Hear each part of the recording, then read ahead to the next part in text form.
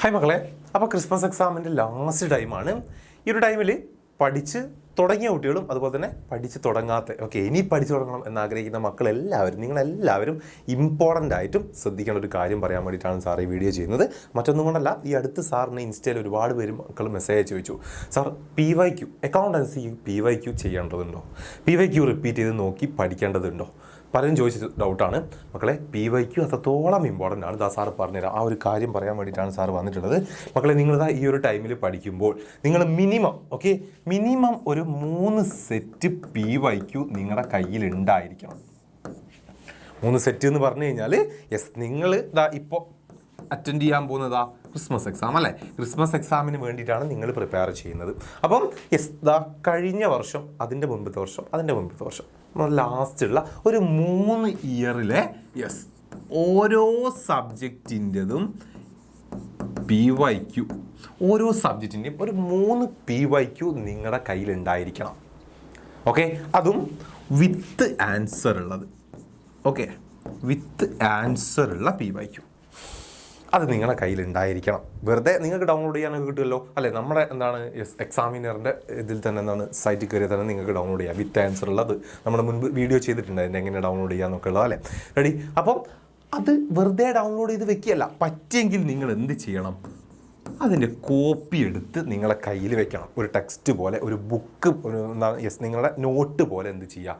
പിൻ ചെയ്ത് നിങ്ങളെ കൂടെ ഓരോ സബ്ജക്റ്റിൻ്റെയും കൂടെ അതിൻ്റെ ഒരു 3 സെറ്റ് പ്രീവിയസ് ഇയർ ക്വസ്റ്റ്യൻ പേപ്പറും ആൻസറും നിങ്ങളുടെ കയ്യിലുണ്ടായിരിക്കണം. അതെന്തിനാണെന്നുള്ളത് സാറ് പറഞ്ഞുതരാം. ഒരു 3 വർഷത്തെ ക്വസ്റ്റ്യൻസ് നിങ്ങൾക്ക്, അല്ലെങ്കിൽ പ്രീവിയസ് ഇയർ ക്വസ്റ്റ്യൻസിന് നിങ്ങൾക്ക് നോക്കിയാൽ കൃത്യമായിട്ട് മനസ്സിലാവും.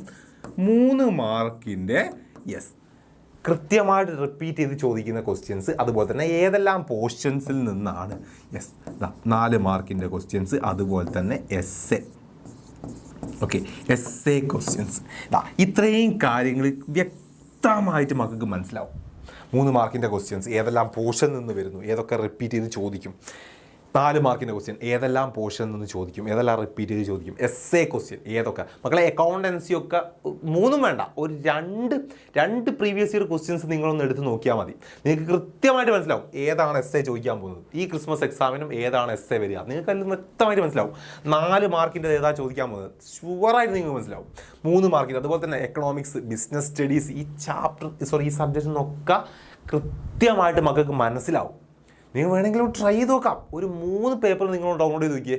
എന്നിട്ട് ജസ്റ്റ് അതിൻ്റെ എസ്സേ പോർഷൻസ് മാത്രം, അല്ല പേജിൻ്റെ പേപ്പറിൻ്റെ ലാസ്റ്റ് ഉണ്ടാകില്ലോ, ഒന്ന് വേഗം അടിച്ച് നോക്കിയിട്ട് 3ൻ്റെ എസ്സേ ക്വസ്റ്റ്യൻസ് നിങ്ങളൊന്ന് നോക്കി. അപ്പോൾ നിങ്ങൾക്ക് മനസ്സിലാവും കറക്റ്റ് ഓരോ സബ്ജക്റ്റിൽ ഏത് ചാപ്റ്ററിൽ നിന്നായിരിക്കും ഏതായിരിക്കും നിങ്ങൾക്ക് എസ്സേ ചോദിക്കാൻ പോകുന്നത് എന്നുള്ളത് വ്യക്തമായിട്ട് മക്കൾക്ക് മനസ്സിലാവും. സോ അത് നിങ്ങൾ മനസ്സിലാക്കുക. അത് മനസ്സിലായി കഴിഞ്ഞാൽ തന്നെ ആ പോർഷൻസ്, ലാസ്റ്റ് ടൈമൊക്കെയാണ് പഠിച്ചു തുടങ്ങിയിട്ടില്ല എന്നൊക്കെ പേടിച്ചിരിക്കുന്ന മക്കളുണ്ടെങ്കിൽ ആ പോർഷൻസ് മാത്രം നിങ്ങൾക്കൊന്ന് പഠിച്ചൂടെ എക്സാമിന് വേണ്ടിയിട്ട്? ആ പോർഷൻസ് മാത്രം പഠിച്ചാൽ മതി. നല്ല രീതിക്ക് നിങ്ങൾക്ക് എക്സാമിൽ മാർക്ക് സ്കോർ ചെയ്യാൻ പറ്റും. ഈ കാര്യമാണ് പലർക്കും PYQ എന്ന് പറഞ്ഞാൽ ജസ്റ്റ് ക്വസ്റ്റ്യൻസ് വർക്കൗട്ട് ചെയ്യാനുള്ള കാര്യമാണ്. പക്ഷേ വർക്കൗട്ട് ചെയ്യുക എന്നുള്ളത് മാത്രമല്ല, നമുക്ക് കൃത്യമായിട്ടൊരു നമുക്ക് വരാൻ പോകുന്ന എക്സാമിനെ കുറിച്ച് മനസ്സിലാക്കാൻ, ഏത് ക്വസ്റ്റ്യൻ വരും എന്ന് നമുക്ക് പ്രെഡിക്റ്റ് ചെയ്യാനൊക്കെയുള്ള ഏറ്റവും നല്ല ഓപ്ഷനാണ് PYQ. അത് വേണ്ട രീതിയിൽ മക്കൾ യൂസ് ചെയ്തിരിക്കണം. മസ്റ്റാണ് അത് നിങ്ങൾ യൂസ് ചെയ്തിരിക്കണം. അതും ഇങ്ങനെ സാറ് പറഞ്ഞ പോലെ നിങ്ങളത് യൂസ് ചെയ്യണം. അല്ലേ? അങ്ങനെയെങ്കിൽ ടൈം ഒട്ടും വൈകിട്ടില്ല. നിങ്ങൾക്ക് ഇതൊക്കെ ചെയ്യാനുള്ള ടൈം നിങ്ങളെ മുന്നിലിട്ട് ചെയ്യുക. മാർക്കാണ് നമുക്ക് വേണ്ടത്. അതിന് ഇങ്ങനത്തെ കാര്യങ്ങളൊക്കെ നമ്മൾ ചെയ്തിരിക്കണം, പഠിച്ചിരിക്കണം. ബൈ.